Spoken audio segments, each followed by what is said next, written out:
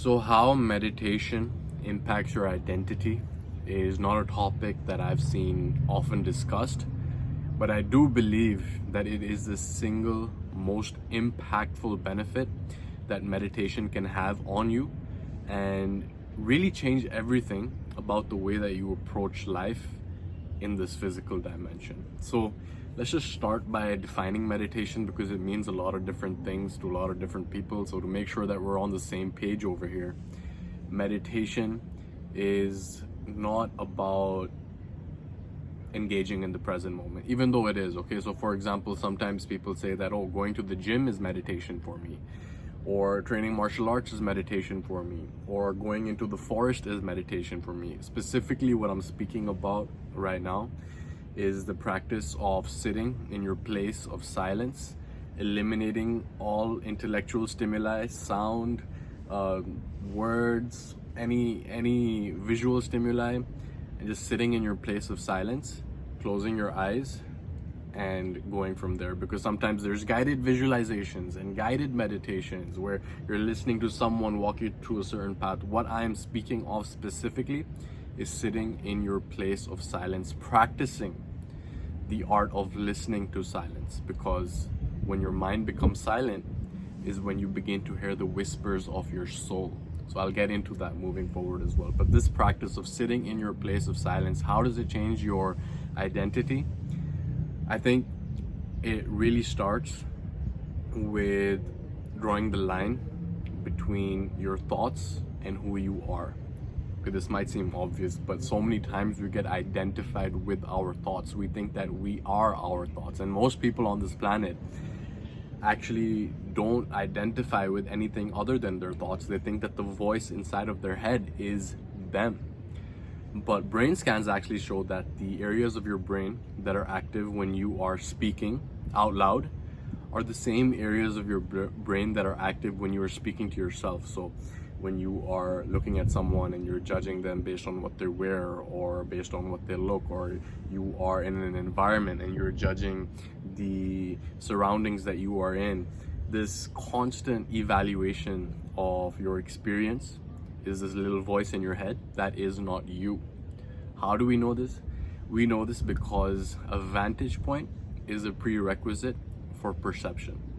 In other words, in order to observe something, you have to be outside of it. The simple way to understand this is that you can't see your own eyes, right? Even when you look at them in the mirror, you are seeing a reflection of your eyes. You're not seeing your actual eyes. So the fact that we can observe our thoughts means that we are not our thoughts. And that leads us to the question, who am I? And I think that is an important contemplation in itself, because when you start down that path of questioning who you are, then that is where you can begin taking a more conscious approach towards it. Okay, apologies for this construction sound on the back. Hopefully it's not too distracting to you. Maybe you don't even hear it. But when you begin to ask this question, who am I? That is what opens up that contemplation, because the answer is not as clear as you might think. You are not your thoughts. You are not the name that you were given at birth. You are not the nationality that you were born into. You are not the accomplishments that you have. And the reason I know this is because what you are will be you consistently, regardless of the changing circumstances, right? So who you are will be who you are when you're no longer here in this physical existence. Maybe I'm going too deep for you over here, but the fact remains that every single cell in your body will change 7 years later. So the cells that you have right now, none of them will exist 7 years later. Something along those lines, right? So you are not your body, you're not your thoughts, because the fact that you can observe them means that you are outside of them. So that is a contemplation that you can arrive at when you practice listening to silence. And this is why it's so important, because when we begin to sit in our place of silence and observe what is going on between our ears, that is the point where you can learn to differentiate between the thoughts that originated from within and the thoughts that were planted from without, right? The external influences that we have. Maybe it's what your parents said when you were younger. Maybe it's society telling you something. Maybe it's the music you listen to. Maybe it's the media you consume. And maybe it's a combination of all of these things that are impacting you from the outside to perceive yourself in a particular way, to have certain ambitions and goals based on this manipulation, and understand that the conscious mind operates in thought and words, but the other than conscious mind, which has a very big impact on our existence, is impacted by symbols, by symbology, by energy. So we are often being influenced without even knowing that we are being influenced. So when we sit in our place of silence is when we can begin to differentiate between the internal voice and the external noise. And this is very, very important. At least I've noticed in my own journey, because we are often chasing goals that are not even ours. We have ambitions that may not even be true to who we are. We are walking paths that are not authentic to the reason that we came here on this planet.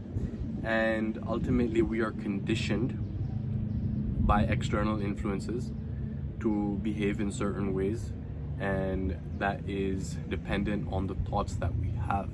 So again, going back to this practice of sitting in your place of silence and just witnessing the drama that's taking place in your own mind, it's such a powerful practice, because again, you first and foremost create a distance between you and your thoughts, and secondly, you begin to identify which thoughts are your own, which are true to you, and which thoughts were planted in from the outside. And if you do a thought experiment right now, thought experiment about thoughts, yeah, it's kind of meta over here, but if you were to take every single thought that you've had in your mind, or you're having right now, or that you've had in the last 10 days, let's just say, you take all of those thoughts, you put them in a hard drive, okay, and then we look at them on a computer, right? We see those electrical impulses on a computer. Okay, this is the thought that you had, that's the thought that you had. We look at all of them over the last 10 days. Now, how many of those thoughts originated from within you, and how many of those thoughts were influenced by external stimuli? If I'm being honest, the answer is probably more than 95% of them were planted from the outside, and less than 5% are actually true to who I am. But the more that I practice silence, the more that I practice listening to silence, the more that I can hear the whispers of my soul, right? Soul, higher self, universe. That's the problem with language, because I can say one thing and it can mean something totally different to you. But when we begin to draw the distinction between the thoughts in our mind, who we are, and what our thoughts are, and what thoughts have been planted, then we can begin to identify who we really are, which is the witness having this experience on this planet. And I believe that each and every single one of us is here for a particular purpose, a particular mission that you and only you can fulfill. And a lot of the conditioning in our society today is designed to distract us from that authentic path and purpose that we're on. Now, what's the purpose? What's the reason behind this conditioning? I mean, there's a lot of conspiracy theories out there. I'm sure you can do your own deep dive, but the point that I'm looking to communicate is install this practice of listening to silence in your life. And at first, it's going to be very, very difficult if you've never done it before. I mean, I've heard people talking about how they don't want to meditate because it makes them content, and what really inspires them is being ambitious and being driven towards achieving goals, and when they meditate, they're not inspired anymore. And the alternative perspective over there is when we are engaging in work, when we are chasing our ambitions, there's two different energetic frequencies that we can approach that. So the first one is like, yeah, we're trying to go and do something because we feel like there is an internal void, so we're trying to fill that with external accomplishments or external achievements or even external pleasure sometimes. And then the second is that you are already whole and complete. You feel good in your own body, in your own self. You are listening to this inner voice that you have, your higher purpose, and you're approaching that from a sense of giving, right? So from one approach, it's driven by fear of not being enough, so you're trying to fill this void, and the other approach is driven by faith, whereby you know that you are whole and complete in yourself, and the activities that you're engaged in is through the lens of giving. through the lens of how you can make someone else's life better, through the lens of how you can improve the conditions on this planet, or whatever that motivation is. The drive behind it, is it to get something or is it to give something? So that's ultimately a rabbit hole that we go down. Who am I? Where am I in this physical plane? What am I supposed to do? What's my mission? I mean, these are all contemplations that you will have to take on your own. But the practice of listening to silence will help you, again, differentiate between the thoughts that are your own and your true authentic purpose and path in this life. So let me know in the comments. I mean, you watched to this point. Do you have a consistent practice of meditation? Do you take time out of your day to listen to silence so that you can hear your soul?